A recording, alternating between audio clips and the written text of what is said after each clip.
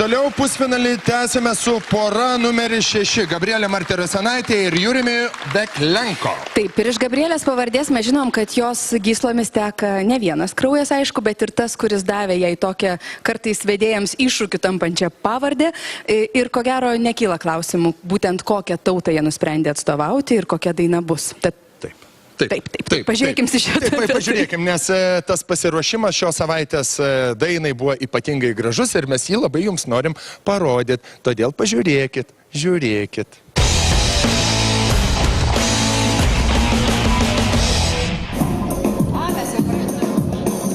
Šis vakaras labai ypatingas Gabrieliai Martirosianaitei. Jie įgyvendins seną savo svajonę, dainuos armėniškai. Ir savo pasirodymą skirs ypatingam žmogui. Aš labai laukiu tokios temos, kurioje galėčiau įteikti dovaną savo seneliui. Mano senelis gyvena Armėnijoje, Jerevane, jo vardas Akilesas. Ten taip pat gyvena mano 3 dėdės dar ir mano senelis stebi internete mūsų pasirodymus ir labai manim didžiuojasi. Paskambinęs tėčiui pasakojo, kaip jam susigraudina ir kaip verkia, matydamas mane scenoje. Tai aš labai noriu jam padovanoti pasirodymą ir jam padovanoti šitą dainą. Štai ši nuotrauka daryta prieš metus, kuomet Gabrielės senelis pirmą kartą atvyko į Lietuvą aplankyti anūkės. Kaip teigia mergina, tąkart iš laimės susitikus verkė visi. Žinot, aš augau visada su... Vienas mano senelis visada buvo Žemaitijoje, aš visą laiką su juo būdavau, o kitas senelis visą laiką buvo kažkur labai toli, nepasiekiamas nei ranka, nei akimis. Tai jis visą laiką buvo toks mano mitinis superherojus, Akilesas, senelis, kuris yra kažkur. Jis yra, negalėjo aplankyti vasarą, negalėjo su juo pasikalbėti. Tai, bet kuo labiau bėgant metams aš jaučiu savo kraujyje armėniškas šaknis, savo charakterį dar labiau pažįstu ir jis atsiskleidžia.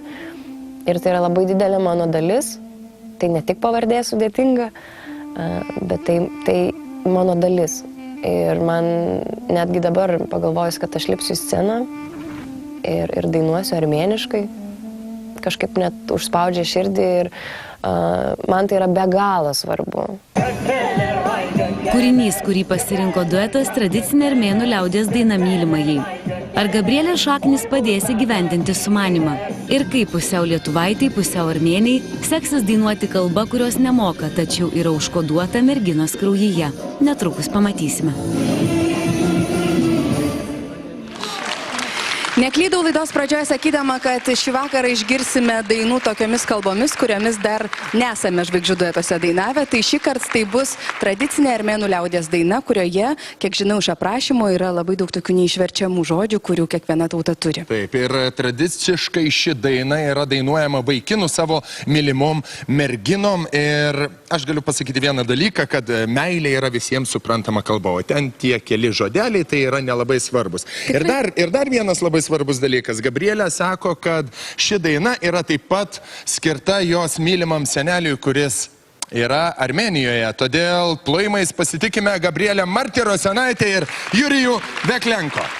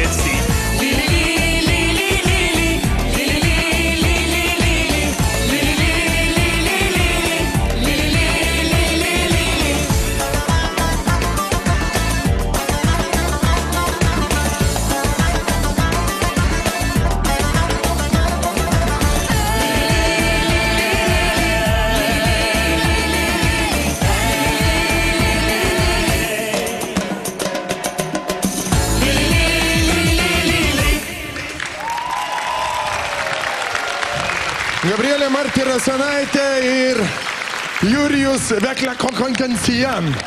Ačiū Jums labai. Ar galėtumėte pasakyti, kas su Jumis čia buvo kartu ant scenos? Taip, galėčiau, dėkoju armėnų liaudės kolektyvui Harenik, vadinasi Tėvynė. Ačiū merginos. Plojimai. Ačiū Jums labai. Gerai, truputėlį dar palaukit. Aš labai norėčiau, Gabrielė, tave visų pirma pagirti. Tu atrodai ypatingai gražiai su šitu tautiniu kostiumu. Čia yra tautinis kostiumas. Taip, čia yra armėnų tautinis kostiumas. Aš pirmą kartą gyvenime jį dėviu, bet jaučiuosi, kad tai yra mano dalis, tai yra mano kraujas ir man labai didelė garbė. Ar tavo senelis patenkintas bus pamatęs tave tokią? Aš labai tikiuosi, aš laikiau paslaptyje, nepasakau seneliui apie šį pasirodymą, bet po kiekvieno pasirodymo jis paskambina, ašaroja. Jam labai patinka. O kaip tai vertintum, ar tai, kaip dainavo Jurijus armėnas tikras, gali suprasti, ką jis dainavo? Reikės paklausti, manau, Mes turim progą to paklausti, mieloji mano. Senelis atvykti negalėjo, bet mūsų kvietimu čia yra atvykęs tavo dėdė. Let's go! Добрый вечер. Eime, Gabrielė, štai kokias gražias emocijas ir koks gražus siurprizas. Laikykis, neverk. Leiskit Jūs palydėti prie комиссijos столику. Здравствуйте, добрый вечер. Я бы хотела вас спросить, как вам показалось? Labas vakaras. Очень хорошо. Даже я не все слова этой песни знаю. И это чудо, что так сумели спеть. А дали бы Габриэле за такого парня? Ну, посмотрим еще, потому что там один элемент такой в армянских танцах, движения вертикальные, и таких эротических движений не бывает. У него так чуть-чуть есть это. Оставим на перспективу, он исправится. Спасибо вам, что приехали. Я вижу, что это большущий сюрприз.